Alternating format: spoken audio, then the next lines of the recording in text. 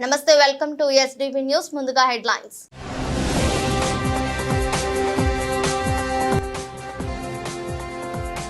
కృష్ణా నదీ తీరంలో దేశంలోనే అతిపెద్ద డ్రోన్ షో, కళ్ళు జిగేల్మనిపించేలా డ్రోన్ కళాకృతులు.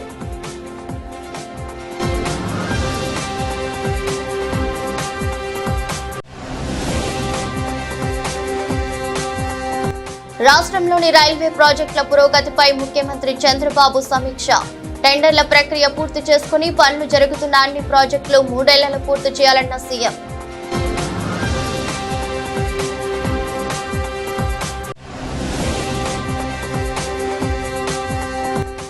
బోరుగడ్డ అనిల్ కుమార్ పై అక్రమ కేసులు పెట్టి కావాలని అరెస్ట్ చేశారని బోరుగడ్డ మౌనిక ఆవేదన. న్యాయం జరిగేంత వరకు పోరాటం చేస్తూనే ఉంటానని వెల్లడి.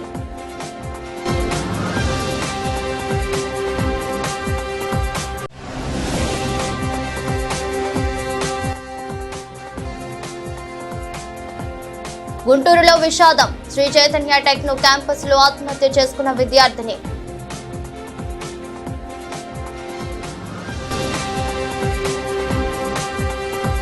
అమరావతి డ్రోన్ షో రికార్డులు బద్దలు కొట్టింది. సరికొత్త ప్రపంచ రికార్డులను నమోదు చేసింది. మొత్తం 5 విభాగాలలో గిన్నిస్ రికార్డులను నెలకొల్పింది. డ్రోన్ షోను వీక్షించడం కోసం వచ్చిన జనంతో కృష్ణానది తీరం పులకించింది. ప్రధాన వేదిక ఉన్న మిఫాట్ కి కిక్కిరిసింది. రాత్రి 8:30 డ్రోన్ షో మొదలైంది. ఒక్కసారిగా ఆకాశంలో నక్షత్రాలుగా 5500 డ్రోన్లు పైకి లేచాయి. ఆకాశంలో వేలాది నక్షత్రాలుగా కనిపించిన డ్రోన్లు ఆ తర్వాత కంప్యూటర్ ప్రోగ్రామింగ్ ను డ్రోన్ సెన్సార్లు స్వీకరించి అత్యద్భుత ప్రదర్శన చేశాయి. ముందుగా ఏవియేషన్ రంగాన్ని పరిచయం చేస్తూ థీమ్ సాగింది. ఏవియేషన్ రంగానికి పుట్టుకకు దోహదపడిందని రైట్ బ్రదర్స్ సృష్టించిన విమానంతో కూడిన తొలి ఏవియేషన్ తపాలా బిళ్లను ప్రదర్శించింది. 1911, 1961లో గోల్డెన్ జూబ్లీ సందర్భంగా ఫస్ట్ ఏరియల్ పోస్ట్ ₹1 భారత తపాలా బిళ్లను ఆవిష్కరించింది. ఆ తర్వాత విమానయాన రంగం విప్లవాత్మక మార్పులతో ఏ విధంగా ముందుకు సాగింది వివరించింది. ఆధునిక సౌకర్యవంతమైన విమాన ప్రయాణాలకు నిదర్శనంగా అతిపెద్ద బోయింగ్ విమానాన్ని ప్రదర్శించింది. మూడోదిగా అమరావతి డ్రోన్ సమ్మిట్ ను ఒక చారిత్రాత్మకమైన ఘట్టంగా అభివర్ణిస్తూ విజయవాడ అంతర్జాతీయ విమానాశ్రయాన్ని ప్రదర్శిస్తూ అమరావతి భవిష్యత్తును ప్రస్తావిస్తూ బుద్ధుడి చిత్రాన్ని డ్రోన్లు ఆవిష్కరించాయి. ఆ తర్వాత గ్లోబల్ గా విమానయానం ఏ విధంగా ఊపందుకుంది, భారత్ లో విమానయాన రంగం ఏ విధంగా పురోగమనిస్తుంది తెలిపే గ్లోబల్ ఏవియేషన్ ప్లానెట్ థీమ్ ను ప్రదర్శించింది. ఆ తర్వాత సాంకేతిక విప్లవంగా డ్రోన్ ను ఆవిష్కరించింది. నేటి యుగంలో డ్రోన్లు ఏ విధంగా వ్యవసాయ రంగంలో ఉపయోగపడుతున్నాయో ఈ థీమ్ లో కళ్ళకు కట్టినట్టు చూపించారు. ఆ తర్వాత విమానయాన రంగానికి లేగసీగా చెప్పుకునే ఇంటర్నేషనల్ సివిల్ ఏవియేషన్ ఆర్గనైజేషన్ అతిపెద్ద లోగోను డ్రోన్లు ఆవిష్కరించాయి. చివరగా అమరావతి డ్రోన్ షో 2024 ద్వారా భారతదేశం ఏ విధంగా ప్రపంచంలో సగర్వంగా నిలబడబోతుందో చెప్పేలా అతిపెద్ద జాతీయ జెండాను ఆవిష్కరించారు. కృష్ణా తీరాన సంబరం డ్రోన్ షోకు ముందు 2 వేదికలపై నిర్వహించిన కల్చరల్ కార్యక్రమాలు ఆకట్టుకున్నాయి. ఒక వేదికపై స్థానిక కళాకారులు నృత్య కార్యక్రమాలను నిర్వహించగా మరో ప్రధాన వేదికపై భోగిరెడ్డి శ్రావ్య మానస నేతృత్వంలో జరుగుతున్నది జగన్ నాటకం అంటూ బృంద నృత్యం ఆకట్టుకుంది. ఆ తర్వాత హైదరాబాద్ కు చెందిన త్రియోరి ఆక్రోబాట్ టీం ప్రదర్శించిన నృత్య ప్రదర్శన ఆకట్టుకుంది. డాన్స్ చేస్తూ ఆక్రోబాట్ చేయటం, సైకిల్ పై విన్యాసాలు చేయటం ఆకట్టుకుంది. చివరిగా సైకిల్ ఎక్కిన ఆక్రోబాల్ విన్యాసాలు ఆకట్టుకున్నాయి. తర్వాత క్లాసికల్ పాటలతో ఆధునిక సంప్రదాయ వాయిద్య పరికరాల సమన్వయంతో నిర్వహించిన కచేరీ ఆకట్టుకుంది. ఈ కచేరీకి ముఖ్యమంత్రి చంద్రబాబు ఫిదా అయ్యారు. డ్రోన్ షో ముగిసిన తర్వాత నిర్వహించిన లేజర్ బీమ్ షో ఆకట్టుకుంది. చివరిగా భారీ ఎత్తున బాణసంచ కాల్చారు. బాణసంచ వెలుగు జిలుగులు ముందే దీపావళిని తీసుకువచ్చాయి. All right, ladies and gentlemen, the first record this evening, largest planet formation created in Amaravati.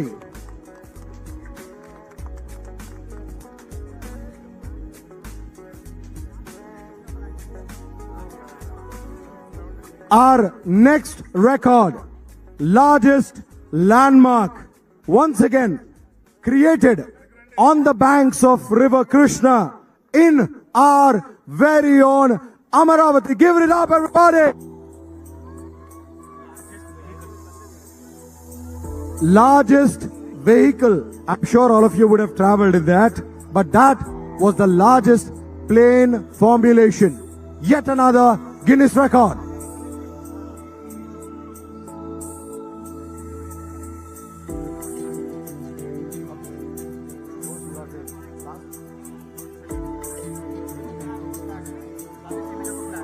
Largest image of a flag, the Indian flag, once again created in Amaravati.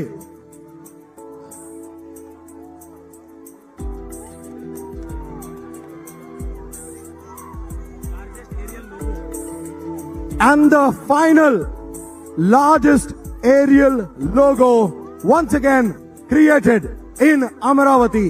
And ladies and gentlemen, a huge shout out to Bot Labs Dynamics for accomplishing this for the city of Amaravati. एक बार जोरदार तालियां हो जाए Bot Labs team के लिए. Amaravati, let's give it up for them. Bot Labs, hip hip, right. Great job, guys. Proud of you that you did it on our land. Give it. చదరంగంలో రాష్ట్రానికి పూర్వ వైభవం రానుందని విజయవాడకు చెందిన గ్రాండ్ మాస్టర్ ముసురి రోహిత్ లలితాబాబు పేర్కొన్నారు. స్థానిక icon Public school వేదికగా 6 రోజులు నిర్వహించనున్న భారతీయ నవీన క్రీడా ఇంటర్నేషనల్ ఫీడే రేటింగ్ చెస్ ఫెస్టివల్ 2024 ప్రారంభోత్సవానికి ఆయన ముఖ్య అతిథిగా హాజరై మాట్లాడారు. ఒకే వేదికపై క్లాసికల్, ర్యాపిడ్ రంగాల్లో సుమారు 508 మంది క్రీడాకారులు పాల్గొనడం సంతోషంగా ఉందని రోహిత్ అన్నారు. ఎమ్మెల్యే బోండా ఉమామహేశ్వరరావు మాట్లాడుతూ సీఎం చంద్రబాబు సారథ్యంలో మంచి ప్రోత్సాహం లభిస్తుందని ఆశాభావం వ్యక్తం చేశారు. నిర్వహణ ద్వారా తన క్రీడాకారులు వెలుగులోకి వచ్చే అవకాశం ఉంటుందని అన్నారు. అనంతరం లలిత్ బాతో చదరంగం బోర్డుపై ఎత్తువేసి టోర్నీ ప్రారంభించారు. కార్యక్రమానికి Icon Public School Green Kondasetti Rajendra అధ్యక్షత వహించారు. School director Edla Parthasarathi, tourney కన్వీ షేక్ కాసిం, బిఎస్కేయు అధ్యక్షుడు సలపల భీమారావు తదితరులు పాల్గొన్నారు. సెంట్రల్ నియోజకవర్గంలోని ఐకాన్ పబ్లిక్ స్కూల్లో భారతీయ నవీన్ క్రీడా ఉత్సవ్ ఆధ్వర్యంలో మరి ఇక్కడ చెస్ టోర్నమెంట్స్ని ఏర్పాటు చేయడం జరిగింది. దీనికి గ్రాండ్ మాస్టర్ లలిత్ బాబు మరి చీఫ్ గెస్ట్గా దీనికి ఆయన వచ్చి స్టార్ట్ చేశారు. సంతోషం. ఇవాళ దాదాపు ఒక 500 మంది పిల్లలు, పేరెంట్స్ అందరూ కలిపి ఇవాళ ఈ కార్యక్రమంలో పాల్గొన్నారు. ఐకాన్ పబ్లిక్ స్కూల్లో జరుగుతూ ఉంది. క్రీడలకి అత్యంత ప్రాధాన్యతనిచ్చే ప్రభుత్వం చంద్రబాబు గారి ప్రభుత్వం. రాబోయే రోజుల్లో డిస్ట్రిక్ట్ లెవెలు, స్టేట్ లెవెలు, అలాగే కంట్రీ లెవెలు, అలాగే ఏషియన్ లెవెల్లో కూడా అనేక టోర్నమెంట్లు మళ్ళా జరగబోతూ ఉన్నాయి. గతంలో చంద్రబాబు నాయుడు గారు ముఖ్యమంత్రిగా ఉన్నప్పుడు గచ్చిబౌలి స్టేడియం కానీ ఏషియా ఆఫ్రో ఏషియన్ గేమ్స్ని కానీ ఏ విధంగా నిర్వహించారో మళ్ళా ఈ రాష్ట్రంలో స్పోర్ట్స్కి, క్రీడలకి అత్యంత ప్రాధాన్యతనిచ్చే పరిస్థితి రాబోతూ ఉంది. అమరావతిలో మంచి మంచి స్టేడియంస్ రాబోతూ ఉన్నాయి. వైజాగ్లో కూడా మరి కేశినేని శివనాథ్ చిన్ని ఆంధ్ర క్రికెట్ అసోసియేషన్ ప్రెసిడెంట్గా పెద్ద ఎత్తున బీసీఐ సహకారంతో 700 కోట్ల రూపాయలతో ఒక స్టేడియంని కట్టబోతూ ఉన్నారు. అక్కడ కూడా ఇంటర్నేషనల్, నేషనల్ లెవెల్ మ్యాచ్లు జరగబోతూ ఉన్నాయి. ఐపీఎల్ మ్యాచ్లు కూడా. ఏది ఏమైనా క్రీడాకారులకి చంద్రబాబు గారి ప్రభుత్వం, కూటమి ప్రభుత్వంలో మళ్ళీ పండగ వాతావరణం వచ్చింది. అన్ని రకాలుగా కూడా క్రీడలకి అండగా ఉంటాం, క్రీడాకారులకు అండగా ఉంటాం. ఈ రాష్ట్రంలో ప్రతి ఈవెంట్ని ప్రోత్సహిస్తామని తెలియజేస్తాం. నా పేరు భీమారావు. నేను బిఎన్కేయు ఫౌండేషన్ ప్రెసిడెంట్ని. ఈరోజు విజయవాడలో ఇంత భారీ ఎత్తున ఈ ఫెస్టివల్లా ఈ టోర్నమెంట్ అనేది చేయడం అనేది చాలా గర్వంగా ఉంది. ఈ టోర్నమెంటుకు సుమారు 500 మంది క్రీడాకారులు క్లాసికల్ ఈవెంట్లో 500 మంది, అదేవిధంగా ర్యాపిడ్ అండ్ బ్లిడ్జ్లో కూడా 700కు పైచిలకు క్రీడాకారులు పాల్గొంటున్నారు. ఇంత పెద్ద ఎత్తున ఈ టోర్నమెంట్ జరగడం అనేది ఆంధ్రప్రదేశ్లో ఇది మొట్టమొదటిసారి ఇంత పెద్ద ఎత్తున టోర్నమెంట్ జరుగుతుంది. దీనికి సహాయ సహకారాలు అందించినటువంటి పూర్తి స్థాయిలో ఐకాన్ పబ్లిక్ స్కూల్ యాజమాన్యం ఇన్వాల్వ్ అయ్యి ఈ టోర్నమెంట్ని ఇంత సక్సెస్ఫుల్గా జరుపుతున్నారు. అదేవిధంగా ఆంధ్ర చెస్ అసోసియేషన్ అలాగే ఆల్ ఇండియా చెస్ ఫెడరేషన్ వారు మాకు పర్మిషన్ ఇచ్చి ఈ టోర్నమెంట్ చేయడానికి మాకు చేయూతనిచ్చారు. అదేవిధంగా ఈ టోర్నమెంట్కి పూర్తి బాధ్యత తీసుకొని టోర్నమెంట్ కన్వీనర్ ఖాసిం గారు, ఆయనకి బిఎన్కేఈ ఫౌండేషన్ చాలా రుణపడి ఉంటుంది. ఎందుకంటే ఈ టోర్నమెంట్ ఇది మేము బిఎన్కేఈ ఫౌండేషన్ తరఫున చేస్తున్న మొట్టమొదటి ఫెస్టివల్ టోర్నమెంట్ ఇది. దీన్ని మేము కంటిన్యూ చేయాలని, భవిష్యత్తులో ఆంధ్రప్రదేశ్ నుంచి క్రీడాకారులు బయటికి వెళ్ళి ఆడకుండా ఇతర రాష్ట్రాల నుంచి క్రీడాకారులు నమస్కారం అండి. నమస్కారం, నా పేరు రాజేంద్ర, నేను ఐకాన్ స్కూల్ డైరెక్టర్ని. ఈరోజు అతిపెద్ద చెస్ పండుగ విజయవాడలో నిర్వహిస్తూ ఉన్నాం. మీరు చూస్తూ ఉంటే అర్థమవుతూ ఉంటుంది మీకు. ఇప్పుడు సుమారుగా 3 ఫార్మాట్లలో ర్యాపిడ్ అండ్ ఓపెన్ అలాగే బ్రిడ్జ్ ఫార్మాట్లలో 500 మంది, సుమారుగా ఒక్కొక్క ఫార్మాట్లో 500 మంది చొప్పున ప్లేయర్స్ పార్టిసిపేట్ చేస్తూ ఉన్నారు. ఇది మనకు తెలిసినంతలో ఇంత పెద్ద టోర్నమెంట్ ఈ మధ్య కాలంలో అయితే విజయవాడలో గత 10 ఏళ్లలో జరిగింది లేదు. ఇది ఒక విజయవాడలో కానీ విజయవాడ చుట్టుపక్కల కానీ అలాగే మన ఆంధ్ర ప్లేయర్స్కి కానీ ఒక సువర్ణ అవకాశం అని చెప్పుకోవచ్చు. ఎందుకంటే అన్రేటెడ్ ప్లేయర్స్కి రేటింగ్ కల్పించిన అవకాశం వస్తుంది. ఎందుకంటే almost 50% of the rated players వాళ్ళకి ఆడుతూ ఉన్నారు. అలాగే వాళ్ళ ఉన్న రేటింగ్ ప్లేయర్స్కి రేటింగ్ మెరుగుపరుచుకునే అవకాశం కూడా ఉంటుంది. 2 గ్రాండ్ మాస్టర్స్ అలాగే 28 ఇంటర్నేషనల్ మాస్టర్స్ ఇంకా ఫిడే మాస్టర్స్ చాలామంది పార్టిసిపేట్ చేస్తూ ఉన్నారు. ఈరోజు మంచి 20 మంది ఇంటర్నేషనల్ ఆర్బిటర్స్, స్టేట్ ఆర్బిటర్స్ సమక్షంలో ఈ టోర్నమెంట్ నిర్వహిస్తూ ఉన్నాము. ఇట్లాంటి టోర్నమెంట్ ముందుగా అందరికీ నమస్కారం. నా పేరు Gudipati Kishore, rotary mid town president. ఈరోజు ఇంటర్నేషనల్ లెవెల్లో ఈ చెస్ కాంపిటీషన్ బిఎన్కేయూ ఫౌండేషన్ మరియు ఐకాన్ పబ్లిక్ స్కూల్ ఆధ్వర్యంలో మేము కూడా వాళ్ళతో అసోసియేషన్ అయ్యి రోటరీ మిడ్ టౌన్ కూడా ఈ చెస్ కాంపిటీషన్ని నిర్వహిస్తున్నాము. సో ఈ అవకాశం మాకు ఇచ్చిన ఐకాన్ పబ్లిక్ స్కూల్ అధినేత రాజేంద్ర ప్రసాద్ గారు అలానే సారథి గారికి ధన్యవాదాలు. అలానే రోటరీ సేవలో ఎప్పుడు ముందుంటుంది. పిల్లల్ని ప్రోత్సహించడానికి దాదాపు 500 నుంచి 700 మంది ఈ కాంపిటీషన్కి వాళ్ళు వచ్చారు. సో రోటరీ కూడా ఒక చెయ్యేసి ఏదైతే సేవ ఉందో సమాజంలో మేము కూడా ప్రతి విషయంలో ముందుంటాము, అందరితో పాటు సేవకి ముందుకు వస్తామని చెప్తున్నాము. Thank you for giving this opportunity. రాష్ట్రంలో చేపట్టిన అన్ని రైల్వే ప్రాజెక్టులు నిర్దేశిత లక్ష్యంలో త్వరితగతిన పూర్తి చేయాలని సీఎం చంద్రబాబు అన్నారు.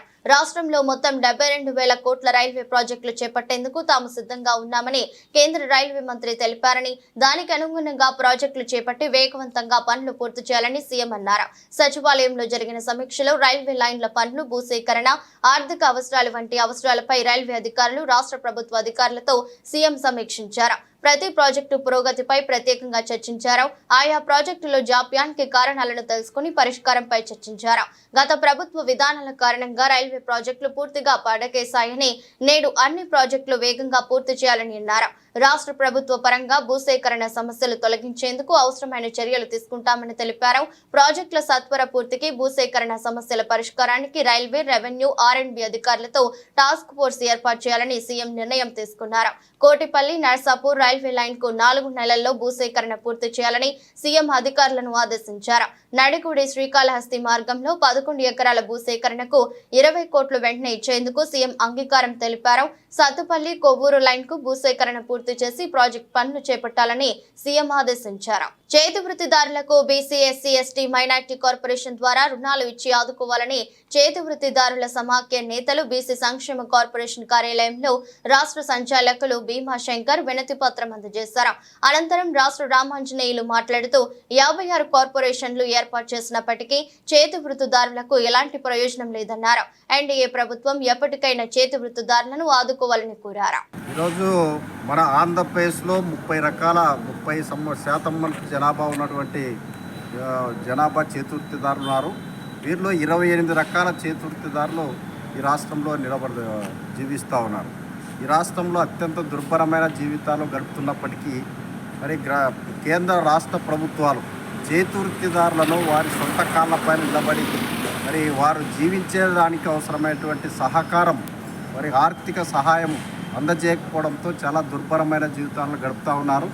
ఈ నేపథ్యంలో చేతివృత్తిదారుల సమాఖ్య ఆంధ్రప్రదేశ్ రాష్ట్ర సమితి పిలుపు మేరకి ఆంధ్రప్రదేశ్ ఉన్నటువంటి అన్ని జిల్లా సంక్షేమ కార్యాలయాలు ఎదుట మరి చేతివృత్తిదారులు ఎదుర్కొన్నటువంటి సమస్యలపైన, ముఖ్యంగా గత ప్రభుత్వం మరి 56 కుల వృత్తుల చేతివృత్తుల కార్పొరేషన్లు ఏర్పాటు చేయడం జరిగింది. మరి చైర్మన్లకి జీతాలు, పాలకవర్గ సభ్యులకు జీతాలు ఇచ్చారు. అయితే క్షేత్రస్థాయిలో మరి అత్యంత దుర్భర జీవితాలు గడుపుతున్నటువంటి చేతివృత్తిదారులకు ఒక్క నయా పైసా కూడా నిధులు కూడా కేటాయించలేదు. 2 సంవత్సరాల కాల పరిమితి ముగిసిపోయింది. ఆ రకంగా రాష్ట్ర ముఖ్యమంత్రి ఆనాడు జగన్మోహన్ రెడ్డి గారు చేతివృత్తిదారులను చాలా దారుణంగా మోసగించారు. అయితే ఈరోజు బీసీ సంక్షేమం కోసం, పేదల సంక్షేమం కోసం తమ ప్రభుత్వం ఒక పకడ్బందీగా, ఒక ప్రణాళికాబద్ధంగా మేము ముందుకెళ్తామని చెప్పేసి అధికారంలోకి వచ్చినటువంటి ముఖ్యమంత్రి చంద్రబాబు నాయుడు అయినా సరే ఈ రాష్ట్రంలో చేతివృత్తిదారులను ఆదుకునేందుకు కేంద్ర ప్రభుత్వం ప్రకటించిన విశ్వకర్మ యోజన పథకంతో పాటు ఈ రాష్ట్రంలో చేతివృత్తిదారులు ఎదుర్కొన్నటువంటి మరి ఆర్థిక సమస్యలపైన, సామాజిక సమస్యలపైన, వారి వెనుకబాటుతనంపైన ఒక సమగ్రమైనటువంటి సర్వే నిర్వహించి చేతివృత్తిదారులను ఆదుకునేందుకు మరి ముందుకు రావాల్సిన అవసరం ఉంది. ముఖ్యంగా ప్రధానమైనటువంటి డిమాండ్ చేతివృత్తిదారులకి గతంలో బీసీ, ఎస్సీ, ఎస్టీ కార్పొరేషన్ల ద్వారా, మైనార్టీ కార్పొరేషన్ల ద్వారా మరి రుణాలు మంజూరు చేయాలి. 5 లక్షల రూపాయలు తగ్గకుండా ప్రతి చేతివృత్తిదారునికి 50% సబ్సిడీ నిధులు కేటాయించాలని చెప్పేసి డిమాండ్ చేస్తూ ఉన్నాం.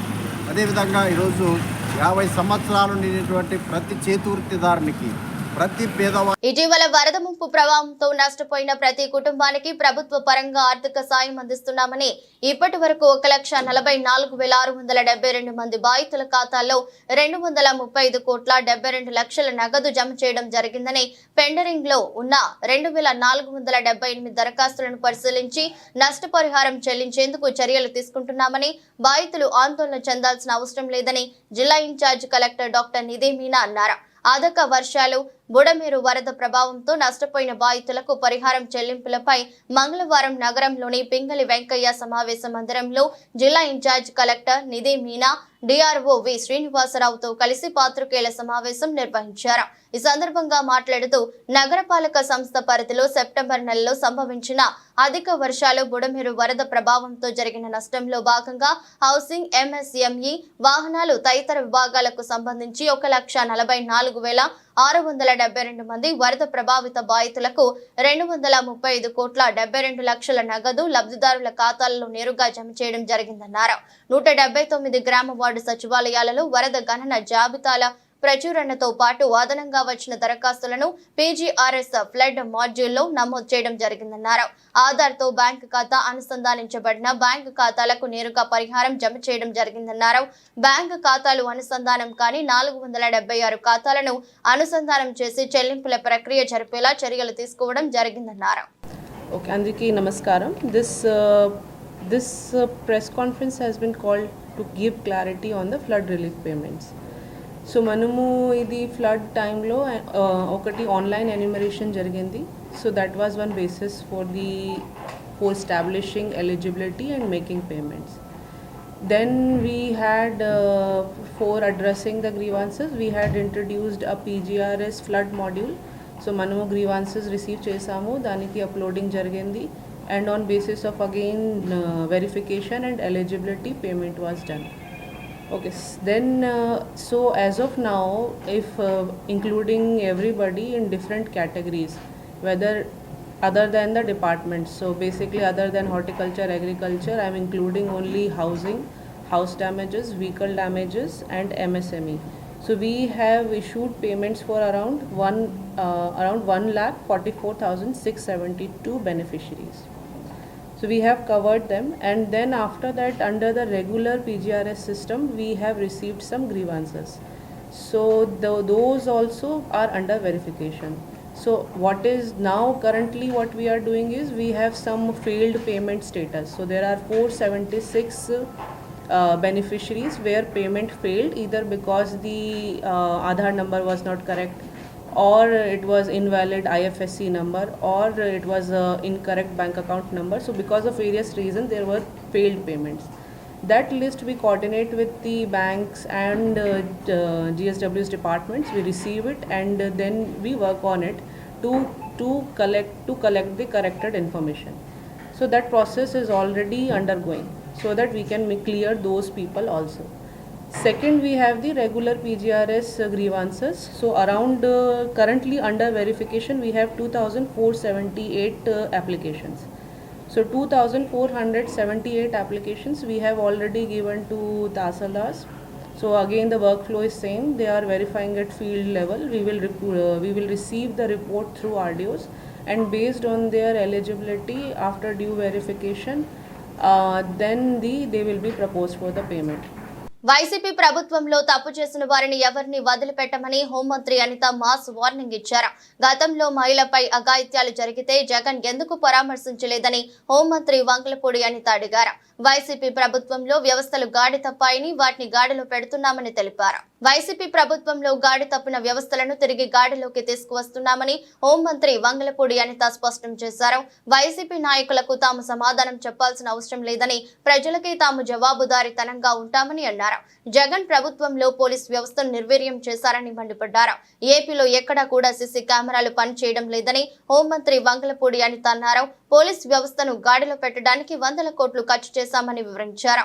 గంజాయి పండించి వైసీపీ నాయకులు అక్రమాలకు పాల్పడ్డారని విమర్శలు చేశారు. 5 ఏళ్లలో జరిగిన దాడులు, అత్యాచారాలు, హత్యలపై జగన్ ఏమి సమాధానం చెప్తారని ప్రశ్నించారు. జగన్ కు అసలు స్పెషల్ కోర్టు అంటే తెలుసా అని ప్రశ్నించారు. గతంలో నేరం జరిగితే 6 నెలలు దాటినా నిందితులు దొరికేవారు కాదని అన్నారు. ఇప్పుడు ఘటన జరిగిన 24 గంటల్లో నిందితులను పట్టుకుంటున్నామని తెలిపారు.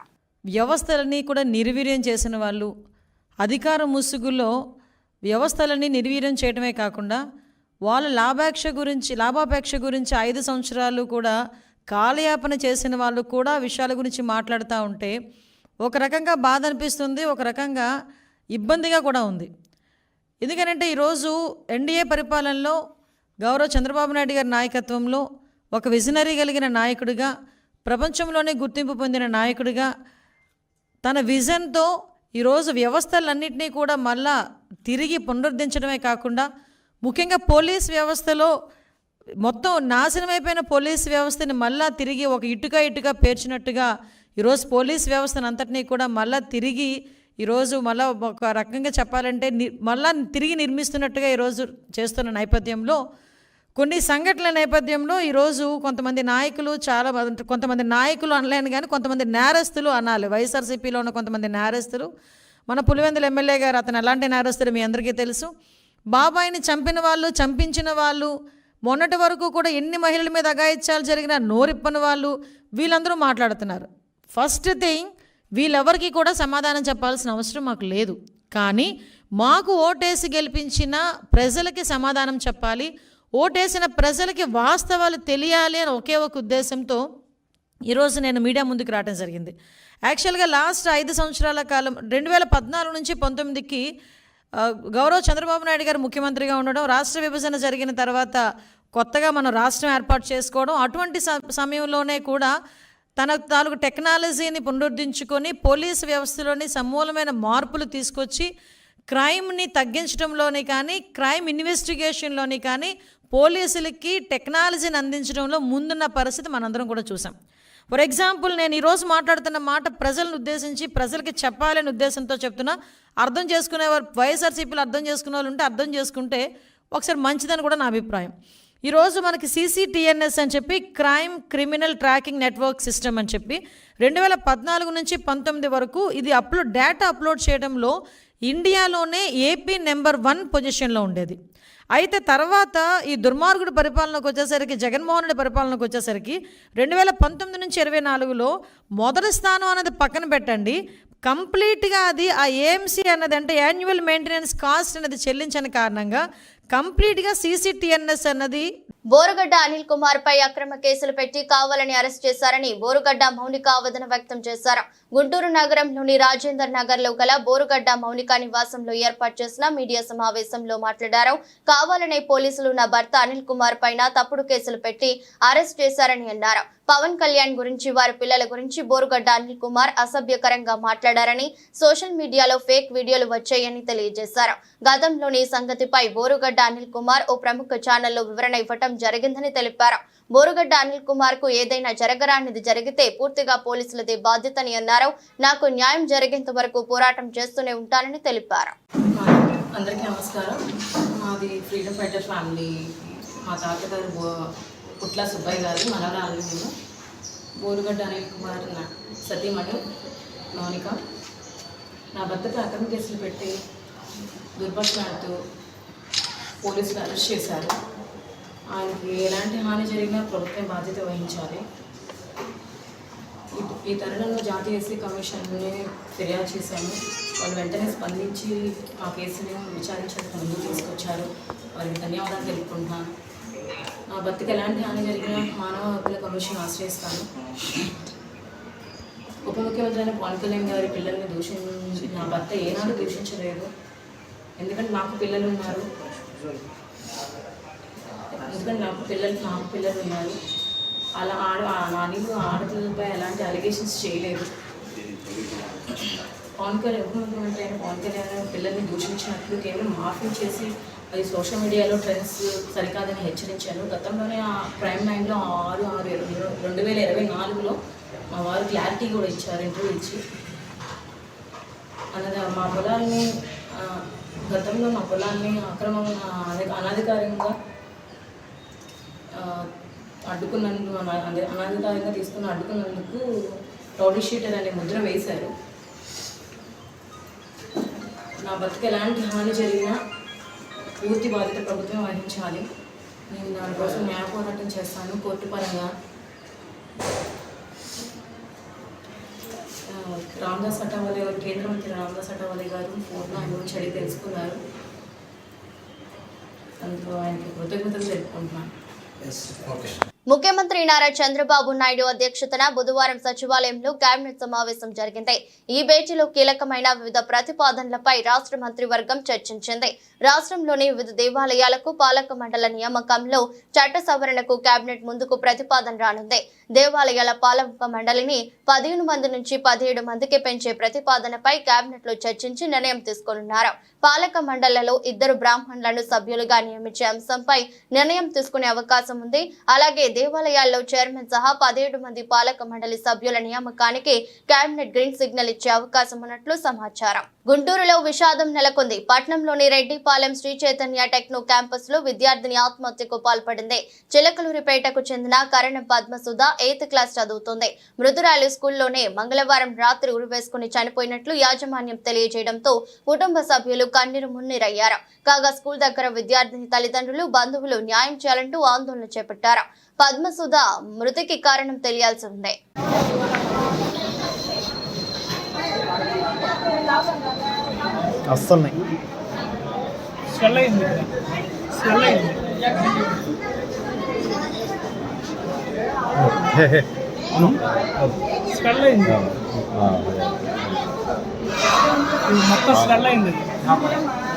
సంగీత సాహిత్య కళానిధి గానకళ ప్రపూర్ణ హరికథ చూడమని అష్టావధాని శ్రీమాన్ నల్లాన్ చక్రవర్తుల కృష్ణమాచార్యుల శత జయంతి సంగీత సాహిత్య సన్మానోత్సవంలో కృష్ణమాచార్య కళాపీఠం ఆధ్వర్యంలో ఈ నెల 23 బుధవారం నుంచి 27వ తేదీ వరకు ఆదివారం వరకు శివరామకృష్ణ క్షేత్ర శ్రవణ సదన వేదికపై జరుగుతాయని పీఠం అధ్యక్ష కార్యదర్శులు రంగనాయకి సిహెచ్ బుచ్చయ్యాచార్యులు తెలిపారు. తరాల నుంచి సంగీత సాహిత్యాలు వారసత్వ సంపదగా బాసిల్లుతూ వస్తున్న కుటుంబాలలో విరబూసిన ఒక పారిజాతం కృష్ణమాచార్యులు వారని వారి పేరిట 2002లో కళాపీఠం నెలకొల్పడం జరిగిందని తెలిపారు. 23వ తేదీ బుధవారం శత జయంతి ప్రత్యేక సంచిక ఆవిష్కరణ, 26 శనివారం శతావధాని డాక్టర్ వారణాసి శివరామకృష్ణకు, 27వ తేదీ ఆదివారం ప్రఖ్యాత గాత్ర సంగీత విద్వాంసులు హైదరాబాద్ సోదరులలో ఒకరైన డి రాఘవాచార్యని సన్మానం చేస్తున్నట్లు తెలిపారు. ప్రతి ఏటా నిర్వహించే ఉత్సవంలో ఇప్పటి వరకు సంగీత సాహిత్యాలలో ఉద్దండులైన 25 మందికి సన్మానాలు చేశామని తెలిపారు. ఈ 5 రోజులు ఉదయం నుంచి రాత్రి వరకు కృష్ణమాచార్యుల వారి శిష్య ప్రశిష్యులు సంగీత కచేరీలు చేసి కృష్ణమాచార్యుల వారికి సంగీత నీరాజనాలు అర్పిస్తారని తెలిపారు. ఈ సమావేశంలో టికేవి రామానుజాచార్యులు, ఎన్సిహెచ్ శ్రీరామ చక్రవర్తి, ఎన్సిహెచ్ రాఘవాచార్యులు, బివిసి ఆచార్య, ఎం లక్ష్మి, రమణ, సిహెచ్ కృష్ణస్వామి తదితరులు పాల్గొన్నారు. 2023లో కృష్ణమాచార్యుల వారి శత జయంతి ఉత్సవాలు మొదలుపెట్టి రకరకాల ప్రాంతాల్లో ఈ శత జయంతి సందర్భంగా సంగీత కార్యక్రమాలు సాహిత్య కార్యక్రమాలు నిర్వహిస్తూ వస్తూ ఇప్పుడు ఈ నెల 23 నుంచి 27వ తారీఖు వరకు బుధవారం నుంచి ఆదివారం వరకు కృష్ణమాచార్య కళాపీఠం శత జయంతి ముగింపు ఉత్సవాలు 5 రోజులు ఘనంగా నిర్వహించబోతోంది. విజయవాడ శృంగేరి పీఠపాలిత విజయవాడ శృంగేరి శారదా పీఠపాలిత రామకోటి శ్రవణ సదనంలో ఈ కార్యక్రమాలు జరగబోతున్నాయి.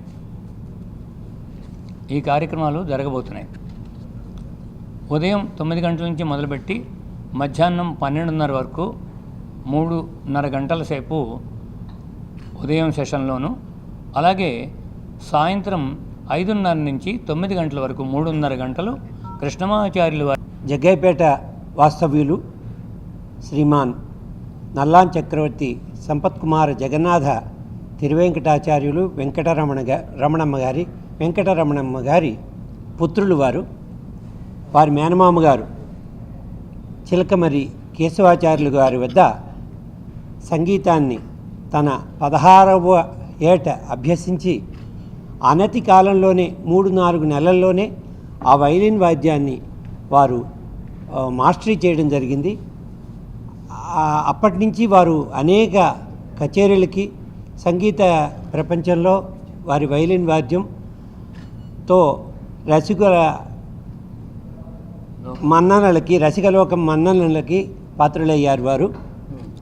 ఆ తర్వాత నుంచి సుమారు 60 సంవత్సరాల పైన ఈ విజయవాడ మహానగరంలో నివాసం ఉండి విజయవాడ ఆకాశవాణి కేంద్రంలో లబ్ధ ప్రతిష్ఠులై వైలిన్ విద్వాంసులుగా నిలయ విద్వాంసులుగా వారు సంగీత సాహిత్య కళానిధి అనేటువంటి బిరుదుతో లబ్ధ ప్రతిష్ఠులైన శ్రీమాన్ కృష్ణమాచార్యులు వారు విజయవాడ నగరానికే పరిమితం కాదు, దేశవ్యాప్తంగా ప్రధానంగా దక్షిణాదిలో సంగీత విద్వాంసులందరూ కూడా తమకు గురువులుగా భావించేటువంటి ఒక మహా విద్వాంసులు. వీరు వాగ్గేయకారులు కావడం చేత చెన్నై మ్యూజిక్ అకాడమీ వారి చేత ఉత్తమ వాగ్గేయకార పురస్కారాన్ని అందుకున్నటువంటి ఒకే ఒక తెలుగు వ్యక్తి కావడం వల్ల ఈ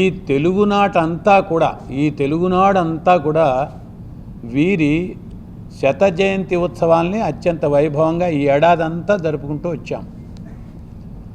మరి శత జయంతి ఉత్సవాలు ఎందుకు జరపాలి, వీరిలో ఉండేటువంటి విశేషాలు ఏమిటి అంటే, క్లుప్తంగా మనం చూసుకున్నట్లయితే గాన కళా ప్రపూర్ణులుగా విరాజిల్లినటువంటి కృష్ణమాచార్యులు వారు స్వయంగా వాగ్గేయకారులు కావడమే కాదు, స్వయంగా సంస్కృతంలోనూ తెలుగులోనూ హరికథలు రచించుకుని గానం చేసినటువంటివి, శిష్యుల్ని కూడా తయారు చేశారు పరంపరని.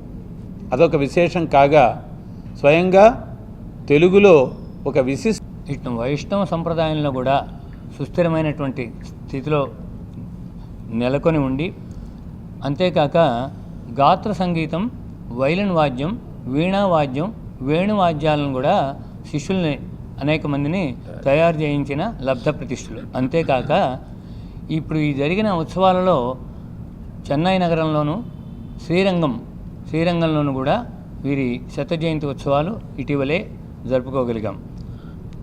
అలాగే ఒక్క విషయంలో ప్రతిభ ఉన్న వాళ్ళని మనం చాలామందిని చూడొచ్చు, 2 విషయాల్లో ప్రతిభ కలిగిన వాళ్ళని కూడా చాలామందిని చూడొచ్చు. కానీ కృష్ణమాచార్యుల వారి సంగీతము, సాహిత్యము, హరికథ, సంస్కృత ఆంధ్ర రచనలు, ఇదే కాక ఇటీవల పద్మశ్రీ అవార్డు పొందిన దావులూరి ఉమామహేశ్వరి గారు, హరికథలో ఆమె గారు పద్మశ్రీ అవార్డు గ్రహీత. ఆమె కూడా కృష్ణమాచార్యుల వారి సంస్కృత హరికథ శిష్యురాలు అని తెలియజేయడానికి కృష్ణమాచార్య కళాపీఠం గర్విస్తున్నది. వార్తలు ముగించే ముందు మరోసారి హెడ్లైన్స్.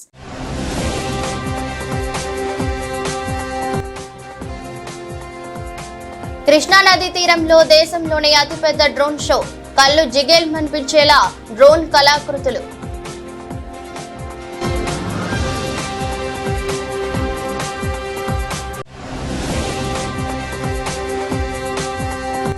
రాష్ట్రంలోని రైల్వే ప్రాజెక్టుల పురోగతిపై ముఖ్యమంత్రి చంద్రబాబు సమీక్ష, టెండర్ల ప్రక్రియ పూర్తి చేసుకుని పనులు జరుగుతున్న అన్ని ప్రాజెక్టులు 3 ఏళ్లలో పూర్తి చేయాలన్న సీఎం.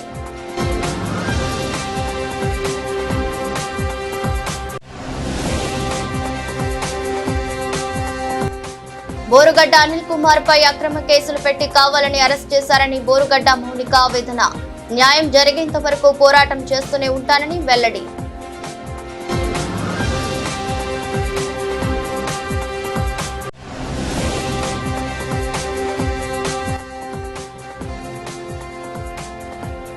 గుంటూరులో విషాదం. శ్రీ చైతన్య టెక్నో క్యాంపస్ లో ఆత్మహత్య చేసుకున్న విద్యార్థిని.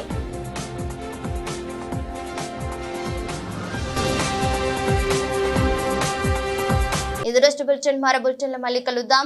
అంతవరకు సెలవు. నమస్కారం.